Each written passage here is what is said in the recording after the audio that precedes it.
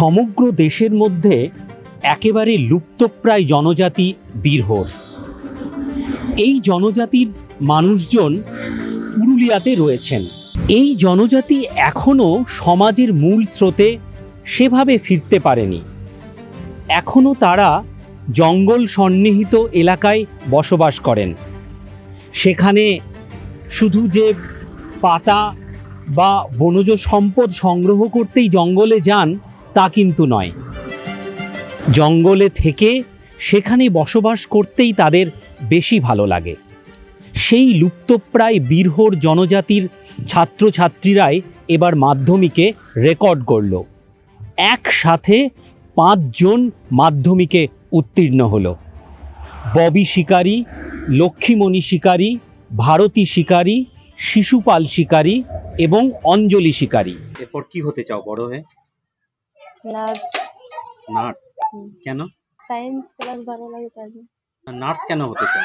মানুষের সেবা করতে চাও? হ্যাঁ। তুমি মাধ্যমিক পাস করেছো, কেমন লাগছে? ভালো। ভেবেছিলে পাস করবে? হ্যাঁ। অঞ্জলি ছাড়া বাকিরা পুরুলিয়ার স্কুলেই লেখাপড়া করে মাধ্যমিক পরীক্ষায় উত্তীর্ণ হয়েছে। তবে অঞ্জলি ঝাড়খণ্ডের চক্রধরপুর থেকে ম্যাট্রিক পাশ করেছে মাসখানেক আগে। তবে তার ছেলেবেলা কেটেছিল এই পুরুলিয়াতেই। এই বীরহোররা বসবাস করে বাঘমুন্ডি, বলরামপুর এবং ঝালদার একাংশে।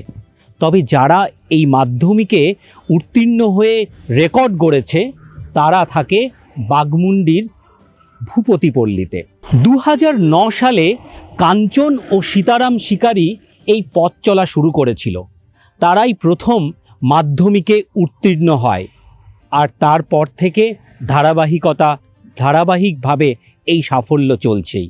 20-25টা ছেলে মেয়ে হবে, তাদের মধ্যে কারো এখনো কোনো কর্মসংস্থান হয় নাই।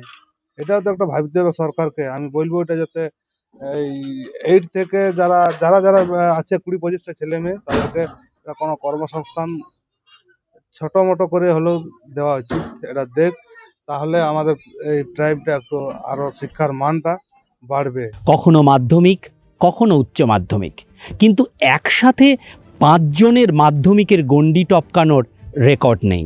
এই জনজাতির এরাই ফার্স্ট জেনারেশন লার্নার। ফলেতে খুশি প্রশাসন, কিন্তু আশঙ্কা বা ভাবনার বিষয় একটাই, তারা মাধ্যমিকে উত্তীর্ণ হলেও, মাধ্যমিকের গণ্ডি পড়লেও তাদের স্কুল ছুট কিন্তু হয়েই যাচ্ছে। সেই স্কুল ছুট রোখাই এখন সবচেয়ে বড় চ্যালেঞ্জ প্রশাসনের কাছে। পুরুলিয়ার বাঘমুন্ডি থেকে ক্যামেরায় অমিতলাল সিংদয়ের সঙ্গে সুমিত বিশ্বাস, সংবাদপ্রতিদিন.in। ফলো করুন সংবাদ প্রতিদিন ডিজিটাল।